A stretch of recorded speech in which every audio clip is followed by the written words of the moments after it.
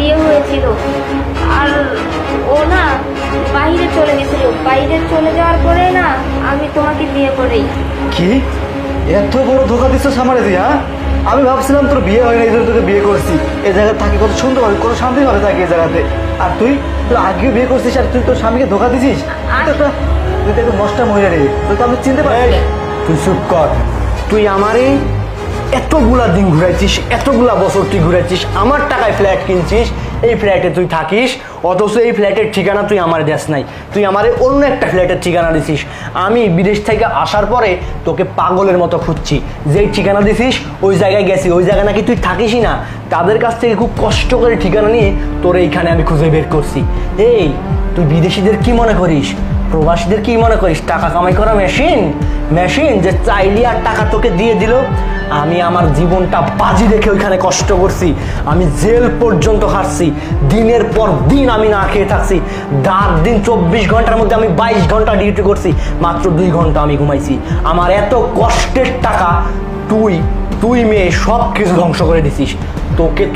তোরে আমি কি করবো? আর এসে এখন তুমি আমারে চিনো না, আরেকটা ছেলে সহ তুমি এখানে আজকে 2 বছর ধরে সংসার করতেছো। বাহ, কি সুন্দর কথা। দেখো নয়ন, অনেক বলছো, তুমি তো আমাকে বিয়ে করার পরে প্রবাসেই চলে গেছো, তাই না? আমাকে কখনো ভালোবাসছো? টাকা পয়সা দিছো? আমি প্রবাসী কিসের জন্য গেছি? কিসের জন্য গেছি? তোর সুখের জন্য গেছি, তোকে যাতে আমি সুখে রাখতে পারি, ভালো রাখতে পারি, সেই জন্য আমি প্রবাসী গেছি। আমার জান জীবনটা বাজি রেখে আমি প্রবাসী গেছি, এসবের জন্য প্রবাসী গেছি। আমি তোর জন্য যাই নাই, তোর ভালোবাসার জন্য যাই নাই, কিসের জন্য গেছি? পৃথিবীতে আর কেউ কারো স্বামী প্রবাসে যায় না, তাদের ওয়াইফ থাকে না, তাদের স্ত্রী দেশে থাকে না। তুই থাকতে পারতি, থাকিস নাই, কারণ তুই নষ্টা মহিলা। নষ্টামি করাটাই তোর স্বভাব।